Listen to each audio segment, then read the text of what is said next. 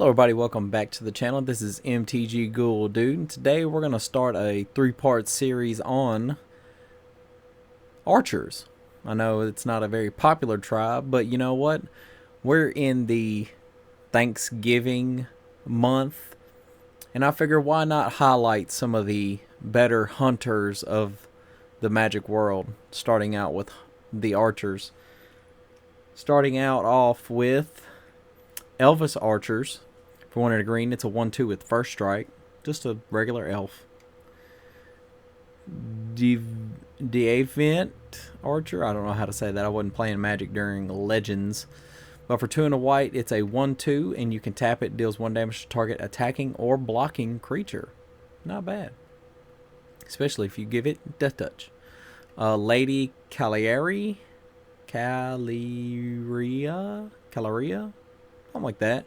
For 3, 2 white, and 2 green, it's a 3/6. You can tap it, deals 3 damage to target attacking or blocking creature. That's actually pretty good. You could use this as like a death touching commander if you wanted to find a way to just constantly ping stuff. It's not bad. Tetsuo Umezawa from Legends also. It's a red, black, and a blue. It's a 3/3, and for a red, 2 black, and a blue, and tapping it, you can destroy target tap creature or target blocking creature.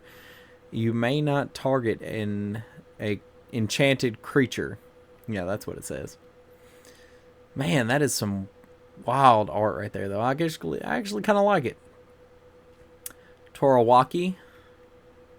For 2 and 2 black and a red, it's a 3/3. You can tap him and he deals 2 damage to target attacking or blocking creature. Apparently that's all archers could do back then. Elvish Hunter for 1 and a green. It's a 1/1 and it has the ability for 1 and a green. You could tap it. Target creature does not untap as normal during its controller's next untap step. That's actually pretty unique. I actually like that one. That was pretty cool. And it was done by Mark Poole.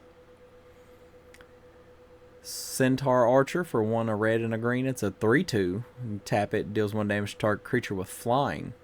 Because, you know, most archers are stuck on the ground anyway. So, you know, you kind of want to get rid of the flyers. Rashka, the Slayer for 3, 2 white. It's a 3/3. Can block creatures with flying. If assigned to block any black creatures, it gets +1/+2 until end of turn. That's pretty different too. Femerif Archers. That art is pretty cool too. I kind of like it. For 2 and a green, it's a 2/2, and tap it. It deals 4 damage to target attacking creature with flying.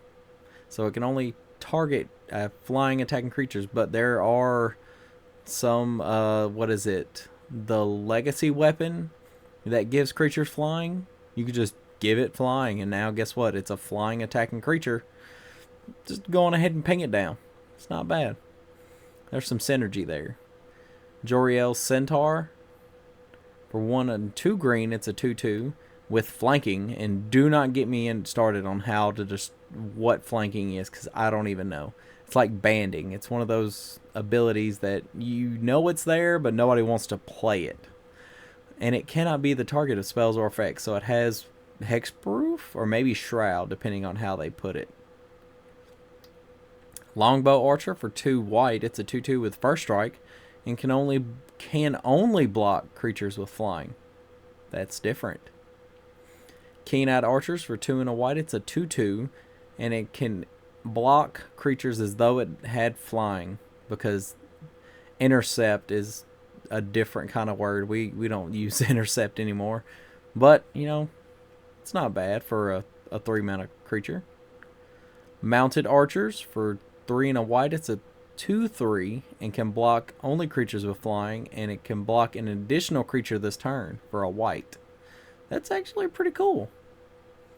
Bounty Hunter for 2 and 2 black. It's a 2/2. You can tap it, put a bounty counter on a target non-black creature, and then you can tap it, destroy target creature with any bounty counters on it. That goes great with what's his name, the hunter that we got in a pre-con not too long ago. Ranger Invec for 1 a green and a white. It's a 2/2 with first strike, and you can tap a green and regenerate it. Sky Shroud Archer. For a single green, it's a 1/1, and you can tap it. Target creature with flying gets -1/-1 till end of turn. Norwood Archers. For 3 and a green, it's a 3/3, and can block only creatures with flying. Or maybe it can block creatures with flying, so it has reach. Elite Archers. For 5 and a white, it's a 3/3, and this is a rare. It can tap, deal 3 damage to target attacking or blocking creature. They consider that a rare. It's wild. Titania's Chosen. For 2 and a green, it's a 1/1. Whenever a player successfully casts a green spell, and you can put a counter on him. Doesn't have any other ability except for it can grow. Wu Longbowman. For 2 and a blue, it's a 1/1. And on your turn, before you attack, you may tap it to have it deal 1 damage to any creature or player. It's different. Firebowman. For a single red, it's a 1/1. On your turn, before you attack, you may destroy Firebowman to have it deal 1 damage to any target creature or player. Wow, talking about getting burned before you even hit your target. Crossbow Infantry. For 1 and a white, it is a 1/1, and you can tap it and deal 1 damage to target attacking or blocking creature. Let me get this up real quick. I know what I'm looking for. There we go. Looking for the other. Alright, let's continue. Samite Archer. For 1 a white and a blue, it's a 1/1. You can tap, prevent the next 1 damage. So this is kind of like a reverse effect of usually what they're doing.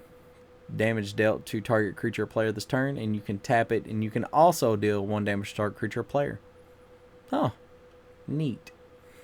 Avon Archer. For 3 and 2 white, it's a 2/2 with flying, and you can tap 2 and a white and tap it and deals 2 damage to target attacking or blocking creature. Croson Archer. For 3 and a green, it's a 2/3, and it may block as though it had flying, so reach.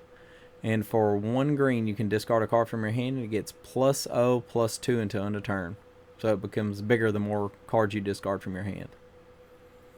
Sky Shooter. And this one actually looks like it's just a different version of him without pants, which is actually kind of funny.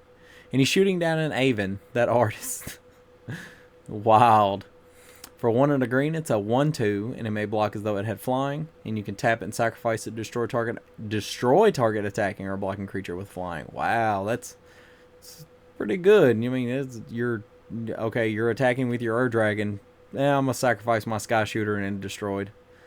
What? Yeah, that'll raise some eyebrows at the next game. Setting Scout. For 1 and a green, that looks like William Shakespeare on a horse's body.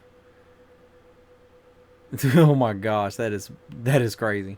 But for 1 and a green, it's a Centaur Druid Archer. It's a 2/1, and it may block as though it had flying, and it has the ability Threshold, and it gets +2/+2 if you have 7 or more cards in your graveyard. Tel Jalad Archers. Looks like they're shooting a net from like a net arrow. That is... I looked at these, but I didn't look at them really hard. But man, that's different. But for 4 and a green, it's a 2/4, and it has protection from artifacts, and it may block as though it had flying. Takeno's Cavalry. For 3 and a white, it's a 1/1 with Bushido 1. Whenever it becomes blocked or it blocks, it gets +1/+1 until end of turn. And you can tap it, deal 1 damage to target attacking or blocking spirit. You can only do it to spirits. Apparently it was Kaya before Kaya became a thing. Matsu Tribe Sniper. For 1 and a green, it's a 1/1, and you can tap it, deal 1 damage to target attacking or flying creature. Yeah. Whenever it deals damage to a creature, tap that creature. Doesn't untap during its controller's next untap step. That's wild. Matsu Tribe Birdstalker. For 2 and 2 green, it's a 2/2. Whenever it deals combat damage to a creature, tap that creature. Doesn't untap. That is I am glad they do have some of these effects, because it deals combat damage, but you can also make it though it can block flying with the green ability that it has. That's different. Trophy Hunter. For 2 and a green, it's a 2/3. For 1 in a green, it deals 1 damage to target creature with flying. So if you can get some infinite green, you can just start pinging all the creatures out.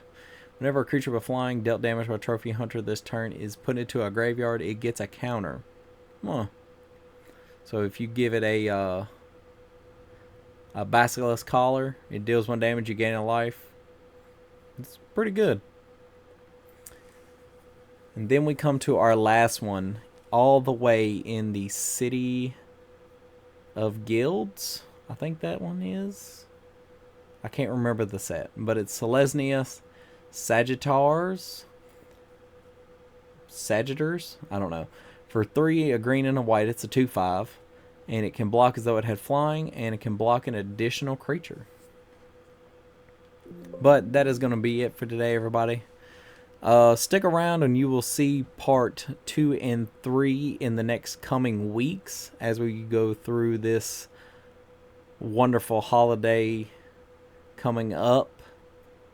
And for anybody that may be interested, I was in the military a few years ago, and I was in an artillery unit. Well, in history's past, long time ago, the original artillery was actually bows and arrows, archers. They were known as technically the first artillerymen, in my opinion. I mean, you can. That's just my personal opinion. If you don't like it, don't worry about it. But archery is an art form, and it is a pivotal point in the development of just learning how to take something, send it all the way over there, and hope it doesn't come back at you. And I also have a tattoo for that, and that one's on my forearm on the outside. But that is going to be it for today. I know I kind of ranted at the end. Stay tuned for the next 2 episodes of Archers, and I will see you guys next time in the graveyard.